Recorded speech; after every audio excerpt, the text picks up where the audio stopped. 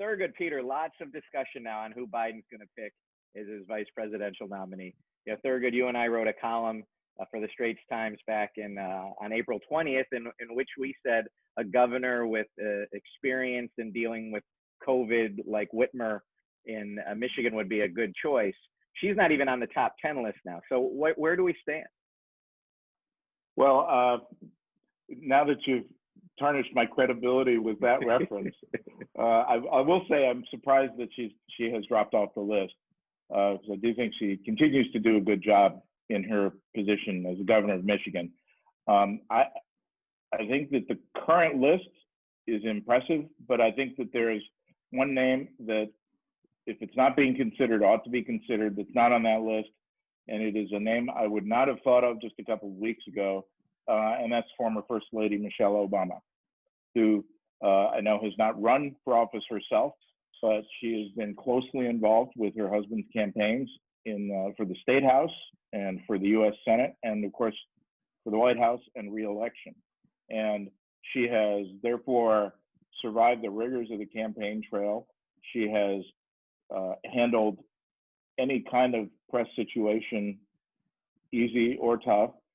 She can handle a podium in a small room or at rallies. So her performance on the stump is fully tested.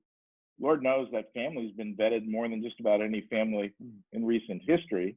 But just to address one other piece of the puzzle here, I think that one of the reasons I would have dismissed this idea just a few weeks ago was that there, in addition to having a strong list of options that she could point back to if Vice President Biden came knocking on her door, she and the former president have a wonderful new chapter in their lives where they are not under such intense scrutiny and demands, but they're able to focus their energies and their experience on human rights, all sorts of other issues that are important to them. But I think that the new situation, the new dynamic is such that Vice President Biden could prevail upon her by showing her how strong polling is with her nationally, and I'm pretty confident that those numbers translate well in the key states.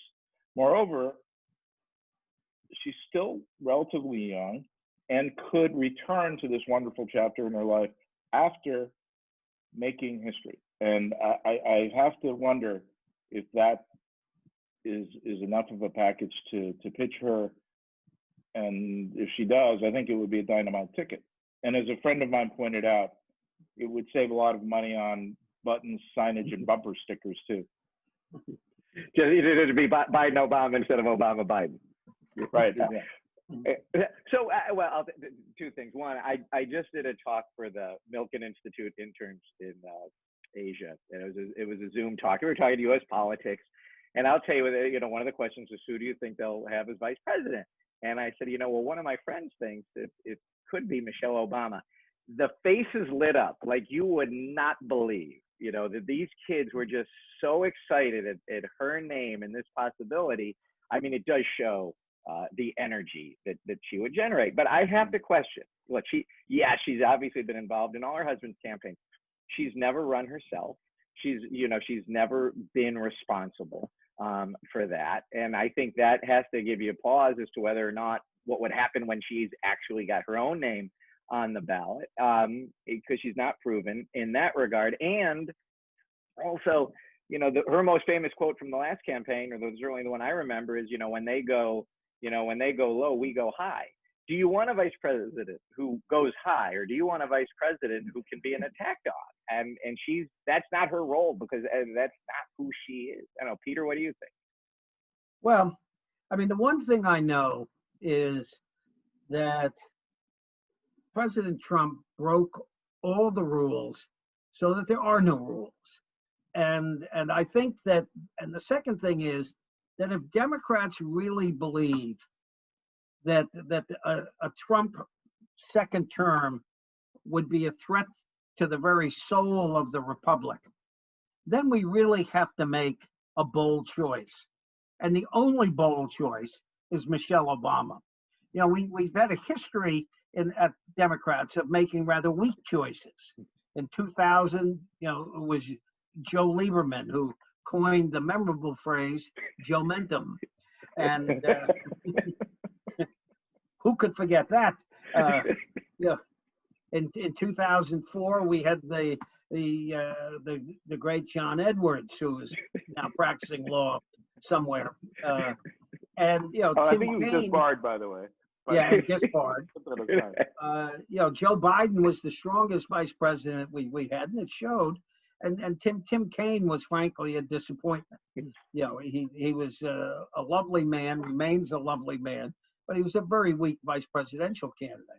But if we believe as Democrats that the real soul of our country is at stake, and I do believe that, then, as Thurgood said, you mentioned the name Michelle Obama, the room lights up.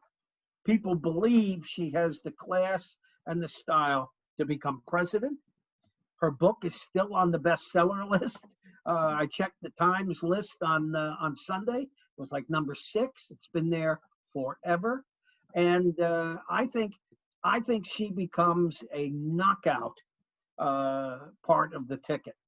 And if we believe it counts, that's where we ought to go. And if he doesn't choose her, or she says no, do you think it has to be an African-American woman? Because if you look at the top 10 list, you have people who've never even run statewide, the mayor of Atlanta or Congresswoman from Orlando, who are on that list. So do you think it would be an African-American woman is the only choice right now, or do you think the list is broader than that? They're good? Well, I'm leaning in that direction, and the one hedge that I considered pointing out here is that he's still got another month or two before he's going to announce this decision. But I believe that the issues that have been brought to the forefront in recent weeks are going to continue to be at the forefront. And personally, I hope they are, because a lot of work needs to be done. And so I don't think that the pressure that we're currently seeing for a woman of color on the ticket is going to dissipate by then. And the list, as it has narrowed, still has some options available to him, any one of which would be good. Yeah, I agree. I mean, I think these extraordinarily tragic events have built a momentum for a person of color on the ticket that really is going to be. It's not going to dissipate in a month, and I think he's going to have to think very carefully if he's not going to choose. I mean, I think there are some potential vice presidents that will cause trouble potentially in the vetting process. You don't want to spend the month of August and the first couple of weeks of September going through Congresswoman Deming's arrest records, which she has 25 years. You don't want to see that. I think you want to pick someone who has been vetted in the national cauldron, and there are a few. And I think if he can't convince Michelle, there are some good candidates. Can I respond to one thing, because I just want to clarify, because I know what Peter meant. We know what Peter meant when he referred to Congresswoman Deming's arrest records as the arresting officer. Yes, she was I'm sorry, right. She was a police officer, and a very successful one, for 25 years. And what they'll do, of course, is go back over every arrest. That's right. Go back over every court appearance, every time she testified. And whether they were clear or not clear, we're going to be debating them, and I just don't think that's valuable for our party, particularly if the soul of the nation is on the line. Well, now, but thank you for clarifying that. I know I had a feeling you'd want that. Now, if I could just break the rules further, even though we're up against the time, and Mr. Okun's carefully crafted rules, let me take advantage of the topic of the night and flip the question back to the two of you, which is, do you think, given the president's difficulties, that he will continue to pursue reelection or pursue the alternative of staying in the race, but swapping out, as our colleague Paul Begala suggested several months ago, swapping out his vice president for a game-changing choice like former Ambassador Haley. Well, I think, go ahead. Go ahead. All right. I mean, I think that for him to swap out Pence would be two things. Put Haley aside. For him to abandon Pence would be one, that either Trump made a mistake, which he never admits to, of course, as we saw his description of walking down the ramp at West Point, right? So he never makes a mistake. He does everything perfectly. And that because Pence, was in charge of the response to COVID, if he now swaps him out, was he now going to admit that the whole COVID response was a disaster? Because people keep talking about wave 2, wave 3 coming in the U.S. We're still in wave 1 in the U.S. So I think the admission of dumping Pence in either it was a bad choice to begin with, he did a bad job with COVID, he needs to be rescued by Nikki Haley. I think while Haley would be a much stronger candidate, he won't do it. Yeah, I think it also tests, it would sorely test the evangelical support throughout the Midwest if he just, threw Pence to the side like he has, General Mattis, his Secretary of State, his Chief of Staff, his National Security Advisor. If he throws Pence into that dung heap, I think even the evangelicals would waver in their support. I mean, I do think I've watched him very carefully the last week. Trump is not a happy man right now.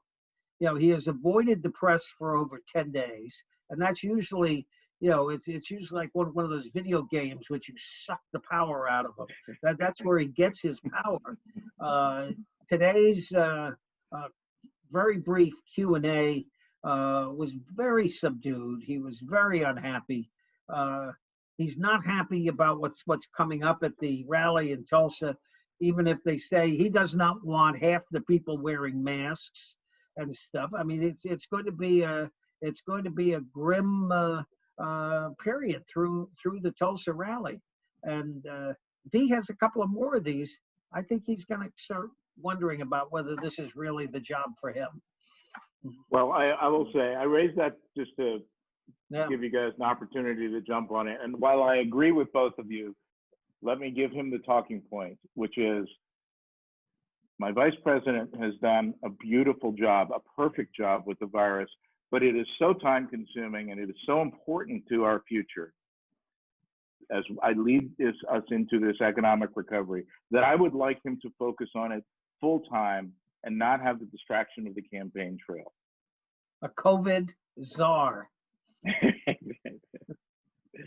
Well, we'll see. I'm skeptical. I mean, I'm skeptical on both. But wow, could you imagine Michelle Obama and Nikki Haley as the two vice presidential nominees, which of course would set up for 2024 potentially the two women running as president for both times would be historic, right? I think Democratic nominee and a woman Republican. I think Nikki Haley has been consistently underrated as a survivalist. If that were coming in the works, she'd take one look at it, and I don't think she would accept, because she wants to be president, and I think she thinks she's in a pretty good position right now. She can, if Trump wins, she can knock off Pence. We'll have enough of him, and if Trump doesn't win, Biden's good for one term, she's in the position. So I'm not sure she'd accept a second slot. She's awfully crafty, Well, we will leave it there, and I'm sure we will come back to the vice presidential picks between now and the first week of August or so when Vice President Biden lets us all know. All right, well, thank you. Thanks, guys. We'll talk next week. Thank you.